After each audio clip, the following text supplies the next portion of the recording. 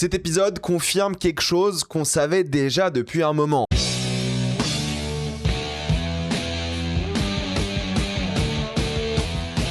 House of the Dragon, saison 3, épisode 2. Comme d'habitude pour ce genre de vidéo, il n'y aura que des spoilers. Donc si vous n'avez pas vu l'épisode, allez le voir et revenez après. Car je vais spoiler dans 3, 2, 1, c'est parti. Et pour ceux qui se posent la question, je sais toujours pas si je vais faire les critiques chaque semaine. Là, je l'ai faite parce qu'il y a des choses à dire pour le coup. Mais pas sûr que je le refasse pour le 3, le 4, le 5, le 6. Peut-être je reviendrai pour le 8. À voir, je suis pas sûr. Ça dépend des vues, forcément, on va pas se mentir. Mais aussi si j'ai des choses à dire. Parce que j'ai peur que dès la semaine prochaine, je n'ai plus grand chose à dire sur la série. Et je vais vous expliquer pourquoi. Avant de commencer cette vidéo, j'aimerais remercier le partenaire officiel de celle-ci, c'est SaborGhostVPN et ses 38 millions d'utilisateurs et presque 5 sur 5 sur Trustpilot. Vous les connaissez, c'est le meilleur moyen de soutenir la chaîne et c'est un service utile que j'utilise tous les jours. Je vous mettrai dans la description El Corte Épinglé, un site internet qui vous dit dans quel pays se situe le film que vous voulez regarder. Ensuite, vous changez Canada, États-Unis, Royaume-Uni, Belgique, Suisse, Italie. Vous allez avoir la VESTFR et même la VF dans certains cas. Sur Netflix, par exemple, vous allez avoir 28 ans plus tard, Le Temple des Morts. Sur Disney+, vous allez avoir Avatar 3 ou Jumpers. Sur HBO Max, qu'il faut utiliser depuis l'application HBO directement. Même si vous avez l'abonnement via Canal, connectez-vous avec votre compte Canal à Max. Vous allez avoir Marty Suprême ou même Hurlevent. Et CyberGhost propose des serveurs optimisés par plateforme de streaming. Pour les gros consommateurs de YouTube, vous allez avoir YouTube Premium pour beaucoup moins cher. Il y a encore des tutos qui vous disent comment faire, c'est super simple. Et je vous conseille de prendre un pays de l'Union Européenne comme la Roumanie ou la Bulgarie. Vous le savez, maintenant il y a certains sites internet qui vous demandent une carte d'identité et personne n'a envie de la mettre pour se Millie le Alcock en paix. Avec un VPN, vous passez outre ça et même quand vous regardez des films d'une manière très spécifique, clin d'œil, vous avez envie d'être en sécurité. Vous pouvez partager un compte avec 7 personnes. Au total, c'est disponible sur tous vos appareils préférés. C'est super simple d'utilisation. Vraiment, tout le monde peut le faire en quelques clics. Vous pouvez essayer par vous-même quand vous êtes satisfait ou remboursé sous 45 jours. Vous avez une assistance technique en français 24h/7. Utilisez le lien dans la description, le compte épinglé afin de vous abonner à SaborGhostVPN et bénéficier de 43% de réduction plus 4 mois gratuits. Foncez sur l'offre. Parce que justement, en fait, ça a toujours été un peu shakespearien. Game of Thrones, House of the Dragon, quand ils laissent les acteurs jouer, quand les dialogues sont bons, quand les séquences sont fortes et émouvantes, il y a un côté Shakespeare qui est vraiment cool et qui revient souvent. Et ça, j'aime bien. La manière dont les répliques sont dites, je trouve que les acteurs font un bon travail. C'est surtout évidemment l'épisode d'Emma Darcy, mais surtout thématiquement, ça fait très Shakespeare, quoi. T'as la mort, t'as la trahison, t'as la femme endeuillée et tout. Il y a plein de choses qui marchent bien. Dommage que ce soit trop court, c'est-à-dire qu'en termes de montage et tout, bah c'est une série télé, faut que ça déroule, c'est dure déjà genre 1h03, 1h04 sans compter le générique au début et puis le rappel, donc dommage que ce soit court, mais c'est quand même pas mal je trouve que c'est là que la série est vraiment bien, c'est là qu'elle arrive à rayonner, c'est dans ces séquences-là. J'ai toujours du mal, encore une fois, avec le gris un peu dégueu, surtout pour cacher les effets spéciaux, les fonds verts, même si le retour à la guerre il est logique, surtout qu'on avait le point de vue des dragons, de la famille royale, et là on a point de vue, on va dire, certes la famille royale aussi, mais des gens un peu de la plèbe, quoi, les soldats. C'est pas mal de montrer la destruction, les conséquences de ça aussi, mais encore une fois, esthétiquement, je trouve que voilà, c'est un cache-misère, quoi. C'est ce gris dégueu pour cacher le reste et c'est vraiment dommage. Surtout qu'en fait, oui, il y a une bataille, il y a la guerre, mais le vrai conflit, il est familial. C'est deux fils en quête de reconnaissance, deux manières différentes d'appréhender l'amour de leur paternel et c'est ça qui est intéressant. C'est comment est-ce que ce père va naviguer sa famille avec justement deux bâtards, un enfant qui est le sien qu'il a élevé et comment est-ce que les enfants, les bâtards en question, souhaitent interagir avec la famille. C'est ça qui va être intéressant et le vrai conflit, c'est qu'ils ont tous des ambitions différentes, des besoins différents, ils ont des idées différentes sur l'héritage, sur les choses à ne pas oublier. Il y a quand même cette phrase assez touchante du fait qu'il voulait oublier son passé, ses mémoires, mais oui, il y a des choses que tu n'oublies pas, en fait, des enfants, par exemple. C'est ça qui est intéressant dans House of the Dragon, c'est la manière dont tous les personnages recherchent une maison, une sorte de reconnaissance ou fraternelle ou parentale. Ils cherchent une communauté et c'est ça vraiment l'opposition des idées dans la série. C'est à la fois le côté politique qui fait du mal à la famille et la famille qui peut pas vraiment exister sans le côté politique vu leur situation. Et ça, c'est un truc que j'aime beaucoup dans la série et je pense que ça va être l'un des arcs les plus intéressants de cette saison 3. À voir comment ça va évoluer, mais je le pense. Et c'est exactement ce qui se passe avec Sheep Stealer aussi. Alors Sheep Stealer, c'est un peu voilà l'allégorie de la série. C'est quand même un animal sauvage à la base qui retrouve une sorte de famille, entre guillemets, une cavalière, mais qui maintenant est domptée. Donc, il va devoir se trouver en tant qu'animal aussi. C'est-à-dire que d'un côté, il va commencer à tuer tout le monde, mais en même temps, là, il va appartenir à quelqu'un. Il y aura une relation. quand même importante entre Ship Stealer, je vais dire lui, je sais pas si c'est un mâle ou une femelle, peu importe, et sa cavalière. Et en même temps, la cavalière, elle cherche ça aussi. Elle cherche refuge, elle cherche une famille. C'est littéralement un jeu d'échecs. Hein. Alors peut-être ils sont pas eux-mêmes conscients de ça, mais les pions se mettent en place, surtout avec les dragons qui sont encore une fois l'équivalent d'une bombe nucléaire. Mais il y a aussi un drame familial. Cette meuf-là, cette jeune fille, elle veut pas juste avoir un endroit où être protégée ou quoi, elle veut juste une famille aussi, elle veut une communauté.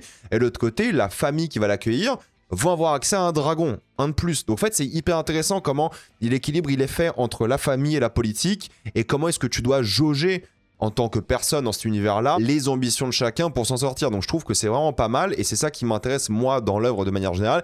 Et je vais faire un peu mon connard, hein, mais le mixage son était trop cool, parce que moi j'ai un système son 5.1, donc j'ai des enceintes derrière moi. Et c'est vrai que pendant le dialogue, sur l'une des enceintes à droite, t'entendais un petit peu genre Ship Stealer faire du bruit, et c'était assez immersif. Et c'est rare que les séries utilisent bien le mixage son, mais là, avoir le dragon d'un côté, c'était cool. Bref, j'arrête avec mon truc de connard privilégié, mais en tout cas, je trouvais ça vraiment cool.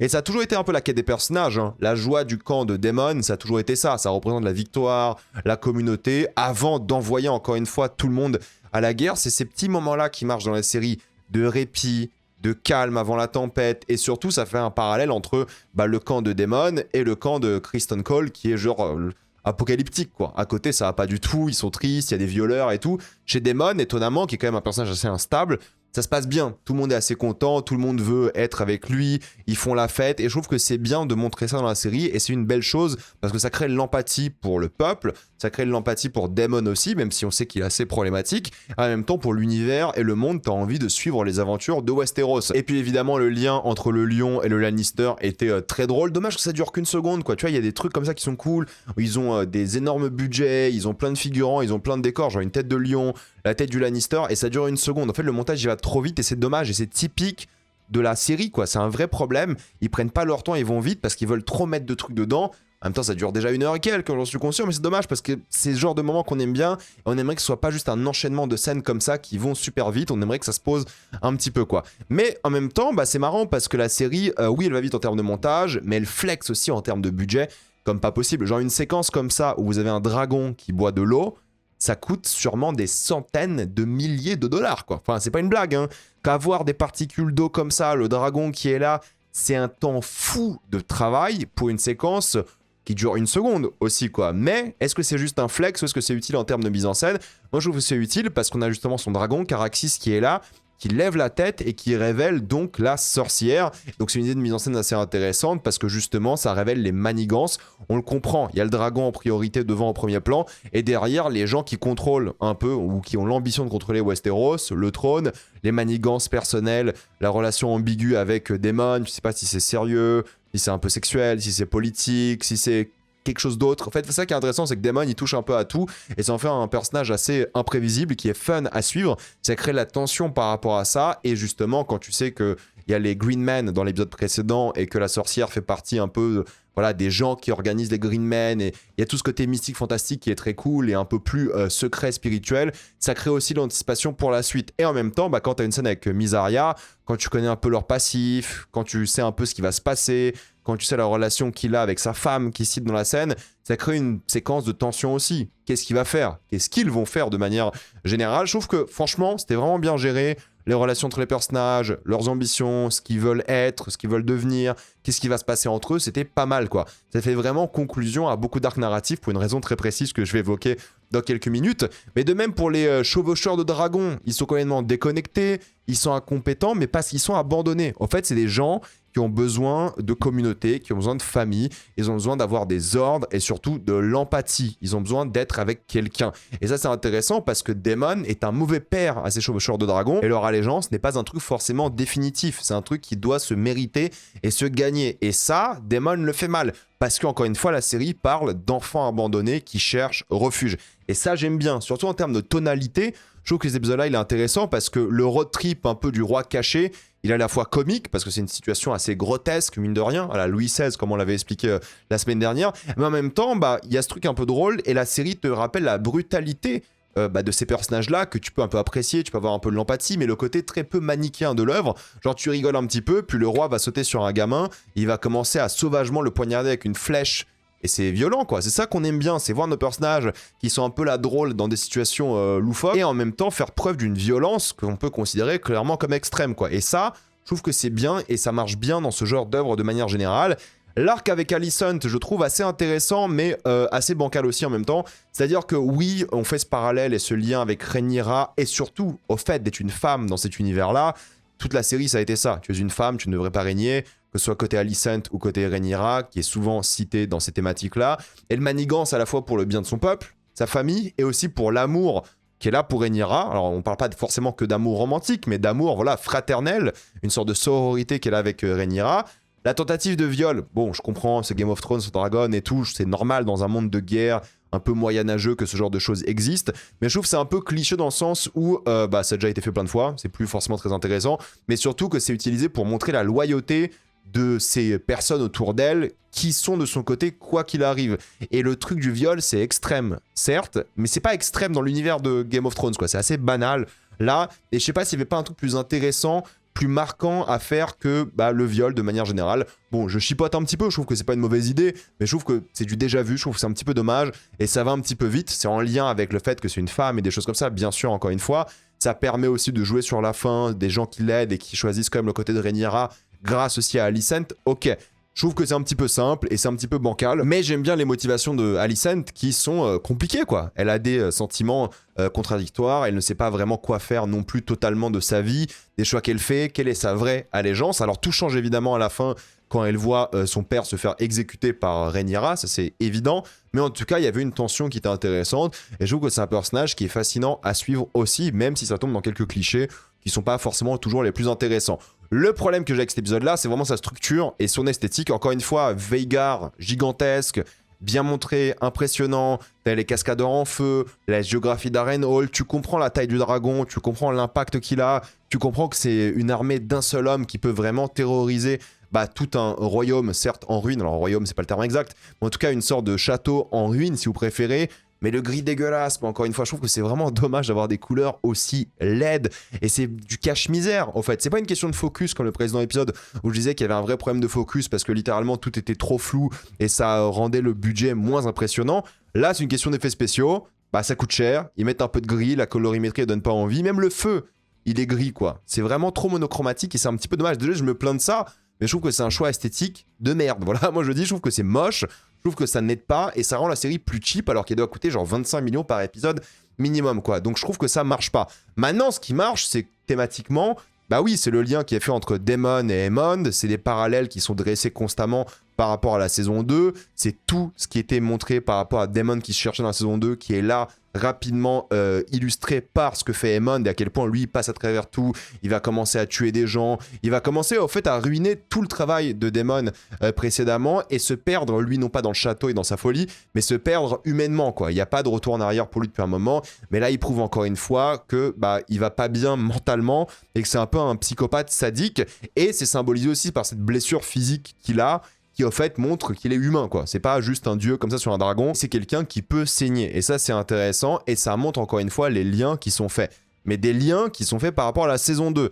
Et c'est là que ça m'embête un petit peu, encore une fois j'en parle dans quelques secondes cette fois-ci, c'est donc une intrigue que j'aime bien, je trouve que Aemond il a une esthétique toujours très cool, ça fait très Geralt de Rive, vous savez, dans les bouquins Geralt il devrait ressembler à ça. Henry Cavill il est trop beau, Geralt des jeux vidéo il est trop beau, Geralt dans les livres, pour moi il ressemble à Aemond ici, non pas que l'acteur est moche ou quoi, hein, mais c'est qu'il est maigre, il a un visage un peu squelettique, il a des longs cheveux, il a ses cicatrices et tout, j'aime beaucoup son design, je trouve que c'est un personnage qui est vraiment réussi et ça fait penser moi personnellement à Geralt des livres. Bon, aparté de côté, je trouve que c'est intéressant de montrer ça comme ça, ils ont trop flex le budget, ils vont un petit peu vite encore une fois, mais bon c'est une série télé, c'est un peu dommage mais ça se voit qu'ils veulent conclure plein d'intrigues rapidement, comme pour Rhaenyra. Elle décide de se morfondre ensuite à la mort de son fils, ce qui est compréhensible. Daemon la motive, comme une sorte de démon dans ses oreilles qui lui parle dans sa langue natale aussi. C'est assez intéressant de montrer à la fois l'instabilité de Rhaenyra, l'instabilité de Daemon, qui lui manigance, complote cette fois-ci, le danger que les deux représentent, son envie de vengeance à Rhaenyra qui reprend un petit peu le dessus, et forcément le conflit qu'ils sont en train de créer, quoi. Je veux dire, il y a du conflit partout à Westeros, et là, ils disent, c'est le moment ou jamais, il faut y aller, il faut qu'on prenne le trône. Mais ça va causer encore plus de problèmes, mais j'aime bien le côté tragique, encore une fois, très théâtral du mec qui vient sur son oreille, c'est son mari, en même temps c'est sa famille, c'est assez complexe encore une fois, et c'est volontaire de la part de la série de ressentir des émotions contradictoires par rapport à ce qui se passe. Encore une fois, les effets spéciaux par rapport à King's Landing en plein jour, je trouve que c'est vraiment moche. King's Landing fait beaucoup trop numérique, ça c'est grave dommage. Pour le coup, les dragons en plein jour, en termes d'échelle, ça va, tu comprends qu'ils sont grands et tout, mais je trouve qu'ils sont vraiment mal intégrés. Ça fait très faux, très fond vert et tout le temps, c'est un peu dommage. Je trouve que ça gâche parce que la mise en scène, elle est bien, pour le coup. Ça flex le budget, mais juste techniquement, les effets spéciaux, ils sont pas du tout au point d'après moi. Par contre, ce qui vient après est vraiment bien fait. Tout ce qui concerne le trône, avec les personnages qui sont tout petits dans la scène, parce que ça montre l'échelle et la grandeur de cette salle du trône, la musique est un peu différente, il y a un truc un peu nouveau, tu le ressens, tu sens que c'est le temps d'un changement pour le coup, pour le royaume.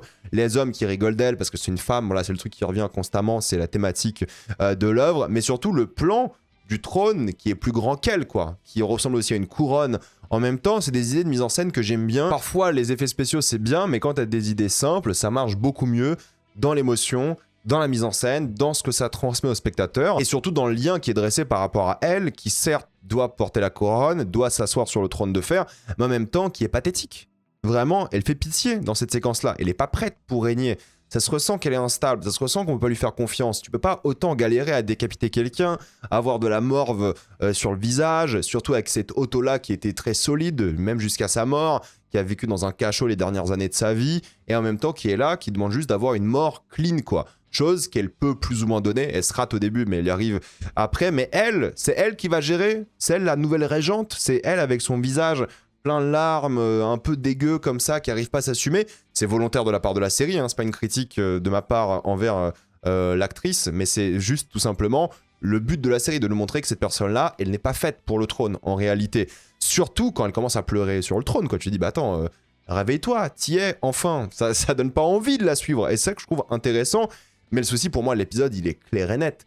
C'est que là, c'est une fin de saison 2, encore une fois. Et c'est pas moi qui l'invente en mode, ouais, t'abuses, Reg ou quoi. Non, à la base, je vous le rappelle, hein, la saison 2 devait avoir 10 épisodes, comme la saison 1. Mais ils ont raccourci parce qu'il y avait le rachat de Discovery, Warner, tout ça. Il y avait des problèmes de budget, il y avait les grèves et tout. C'était un peu compliqué. Donc, ils ont raccourci la saison 2 pour 8 épisodes. La saison 3 fait aussi 8 épisodes. Et on savait très bien qu'on allait avoir les 2 derniers épisodes de la saison 2 au début de la saison 3. Donc là, qu'est-ce qui se passe? On a une saison 2 qui finit dans la saison 3. Là, c'est un cliffhanger parfait de saison. Hein. Je vous jure, ça, t'attends 1 an et demi pour la suite.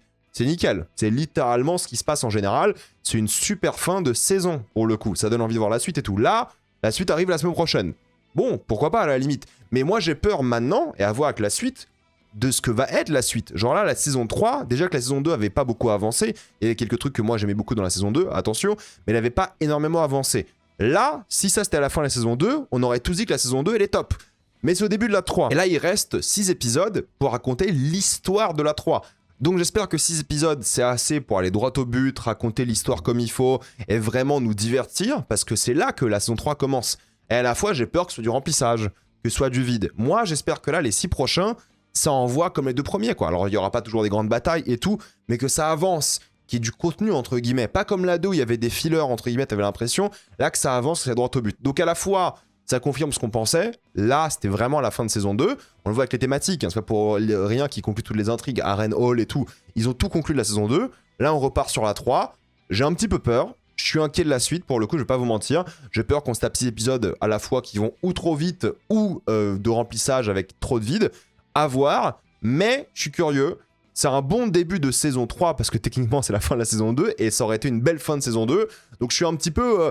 non pas déçu, mais je suis inquiet. Je pense que c'est le terme, à voir ce que ça va donner. Mais oui, c'est un bon épisode. Le précédent était bien, avec des imperfections. Celui-ci est meilleur, je trouve. Mais bon, à voir maintenant comment ils vont gérer la suite. C'est ça qui m'inquiète, moi, personnellement. Dites-moi ce que vous en pensez dans les commentaires. J'ai envie d'avoir votre avis. Avant de quitter cette vidéo, pensez à utiliser le lien dans la description, le code épinglé, afin de débloquer toutes les plateformes de streaming en toute accessibilité, sécurité, avec beaucoup plus d'œuvres. Tout ça pour 2,03€ par mois, plus 4 mois gratuits. Foncez sur l'offre. Pensez à vous abonner à la chaîne pour voir les prochaines vidéos. Mettez un j'aime, ça aide beaucoup la chaîne. Suivez-moi sur tous mes réseaux. Maintenant, les vidéos sont disponibles à l'écoute en podcast. Mais j'ai aussi un compte Instagram, TikTok et Twitch. Et moi, je vous dis à la prochaine fois. Salut à tous.